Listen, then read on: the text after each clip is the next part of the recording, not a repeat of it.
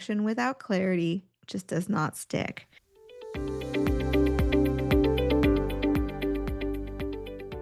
Hey there, welcome back. What if you can get a little bit of inspiration to start your job search? Well, today I've got some wise words, some words of wisdom when it comes to clarity, your resume, and your cover letter, some things to help you wrap your mind around how to think about this job search. And the best part is that these strategies, tips, encouragement, and reminders are from people who just got out of the job search, mostly my clients, but also a couple of folks that I've been talking to throughout their job search, and they have provided some gold. I think it's so important to hear from someone who's just on the other side of what you're going through right now. It's one thing to hear from a coach, but it's a whole other thing to hear from someone who says, I was in your spot just a couple of weeks ago. So that way you hear from someone who's experienced what you're experiencing right now in this market, in this year, in this industry, etc. Right? So let's get started. Clarity, resume, cover letter. The first thing is don't rush the process. Timing absolutely matters. So, one of the things that they had mentioned is that they thought they were ready to apply well before they were actually ready. But it took them months of going through the process and realizing it's just not working. I got to change something. That made them almost force them to slow down and to refine their materials to get clear on what they need and then start applying with a whole lot more intention, being curious about why am I attracted to this role, being interested in is this really a good fit for me? And if it is, then let me invest time into it. And of course, when you get into applying, it's also figuring out, okay, how likely is it, let's be honest, that this is a real opening and not a ghost posting?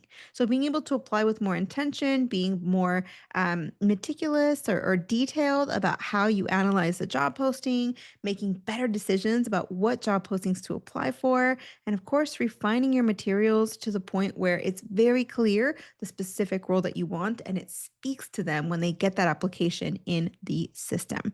Once that happens, things finally began to move for them and momentum came from that clarity. Momentum didn't come from panic action. I heard somewhere a concept of chaos applying, like the offer is going to come if you take all kinds of actions. But speaking as someone who has talked to way too many people who have taken that approach and then have come to seek out our services after a year or two or hundreds of applications, I know that action without clarity just does not stick. But here's the next tip or strategy, encouragement that I got from a recent successful job seeker. And that is that you want an authentic but not weird cover letter. I found that wording to be absolutely spot on. I think sometimes when we think of authentic, we think that it needs to be so emotionally driven, or it has to be me in my pajamas, haven't even cleaned my house, messy hair, don't care, come on in, and you can see the authentic me.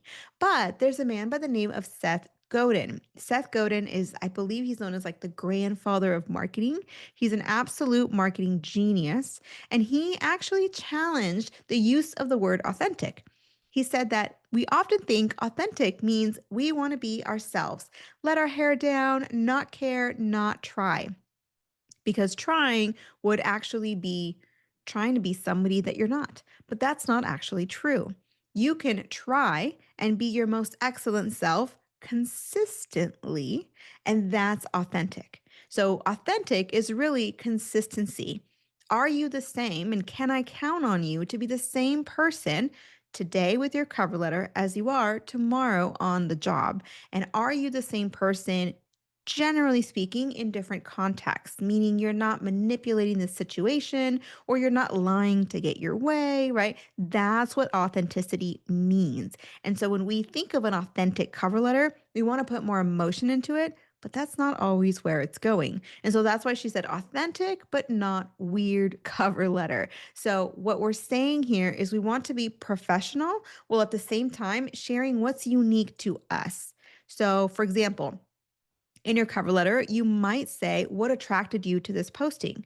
If you're really excited because this particular posting happens to touch on all the niche areas that are relevant to you, you want to express that without using a ton of emotional language. So it's facts, but it's very unique to you so that when you get on the job, that consistency, that authenticity will shine through because you didn't make something up for the cover letter. You were authentic. All right. So authentic, but not weird cover letter. I found that to be so interesting. Some people don't struggle with that at all, but every once in a while, there's folks who are like, I don't know what happened. And then we read the cover letter and you're like, ooh, too much emotion for a professional setting, right? Okay. Next tip, your resume and your profile, I'm sorry to say, are not about you. They're actually about the reader. So, what you need to do is kind of flip that switch, right? That if I were a hiring manager, I don't need to know everything about your experience. What I need to know is how you can solve my problem. And being humans that we are and having business goals that we have, I very honestly, I say this because I care. I don't want to know about all the experience you have or all the accolades, no matter how amazing they are, if they don't relate to what I need solved, why I'm hiring you. I'm trying to make a decision of, am I going to get a solid return on the investment of an annual salary and compensation benefits and the whole package, right? And so know that your resume is not about bragging. It's not about sharing everything you can do. It's about telling them only what they need to know to make the best decision and the most relevant decision for their business goals. It's more of a mind shift, right? Not so much tactical or practical in terms of here's how I can edit my resume today, but it is helping you to let go of some of the pieces that you need to let go in order to refine your resume to its very best shape. That's what we spend a good chunk of time on to make sure that it's as short as possible and no shorter. Now, along those lines, one of the things that one of my wonderful, wise people has told me that just got hired, she said, I had a hard time letting go of things that I was proud of. And I had to find a new way to honor my accomplishments. So, this is why I always say that you've got to distance yourself from what you're putting on your resume. You might have a story bank or a work in progress or even a master of the master resume, which is maybe 10 pages long, maybe even longer. And the whole point of that document is to have all of your accolades, sort of a toolbox that you can pull from anytime you want. However, when we create your brand, the resume we're building out there is specifically targeted for one outcome, one function, maybe even one industry. So you have to let go of some of those things that you're really proud of and work that's relevant, maybe by a different perspective or at a different angle. You're going to need to find that new way to honor your accomplishments. And that's a lot of what we do. We take an accomplishment and we figure out what is a different way we can look at this accomplishment to bring out the skills that are more relevant to this new role, as opposed to focusing on the outcome that your old company really needed to solve. So, your resume isn't about you, it's about the reader. And so you've got to let go of the things that you personally are proud of and hanging on and trade those for things that are more important to the employer. Now, the other thing too is I found this really interesting. I think this is applicable both to the resume and to the cover letter. I just love the way this is phrased. It's, I had to drown my darlings, right? And if you are a writer, you know that phrase, drown my darlings, right? I did not. I actually had to look it up. I knew I had heard it somewhere, but until I looked it up, I was like, yes, this is such a great phrase. This basically means that you can feel attached to a sentence or to a bullet, right? Now, if you're working on a cover letter, that might mean that your beginning sentence or maybe your final sentence before you sign off is just so beautifully written. You took your time to find the exact words, but maybe for this next context, it's not the right keywords or it won't speak directly to the hiring leader.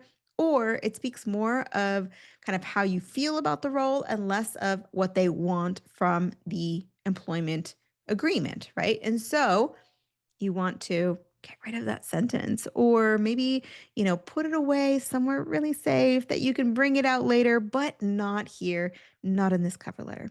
If it's a resume, it might be a sentence in your summary or a bullet. And the reality is, if you have a darling in your resume, most of the time, can't say always, I'm fairly new to the concept, but as I've researched and looked at what drowning my darlings means, most of the time it's going to be a sentence that you like how it's worded. But again, every single word in a bullet should be a keyword. And so, for the most part, there's not really any space for adverbs and adjectives and beautifully written statements on there. It's got to be very, very factual. So, my guess is you'll have more darlings in your cover letter than you will in your resume. The point is that you've got to let go of some pieces if you're going to step up and level up your resume. Because again, it's a marketing document. So the audience matters more than the creator. The audience matters more than the writer. The outcome matters more than how you feel as you're writing it. The point is that you have to get outside of your own view of things. And this is so important. If you are working on your own, on your resume, I want you to ask yourself 3 different questions. The first question is, am I overanalyzing all the wrong things? Right? Am I tweaking a word here and a word there, but really I'm just rearranging the same, maybe less than effective words on my resume? Number 2, am I spending so much time that I'm finding myself going in circles, chasing my tail, spinning my wheels?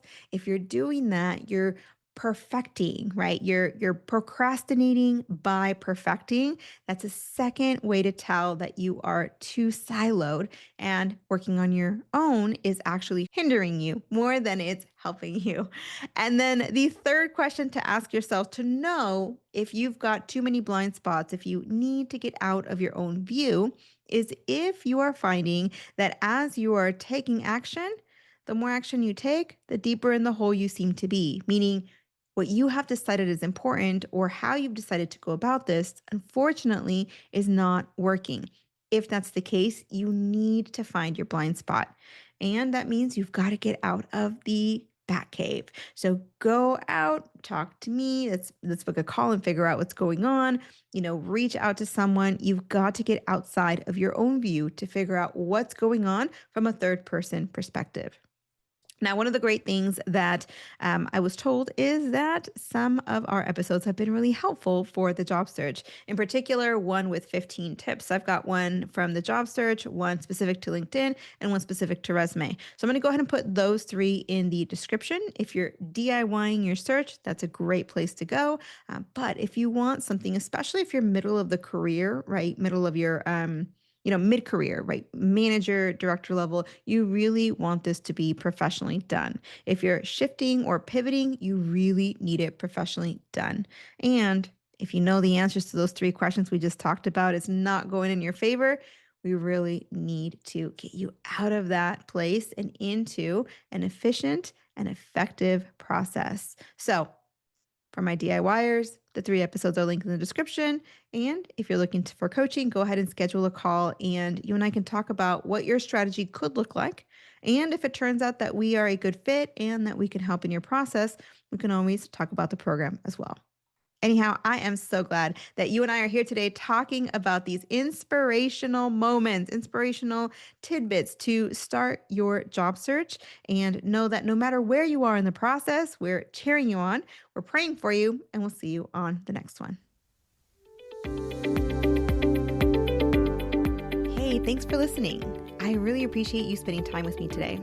If you found this episode helpful, please tap the 5-star review on the show's homepage in your podcast app. It would absolutely make my day, and it helps others discover the Uncommon Career Podcast. Now, to download your free career resources and learn how I help seasoned professionals land amazing offers in as little as 90 days, click on the link in the description or go to theuncommoncareer.com. Thanks again, and I'll see you on the next one.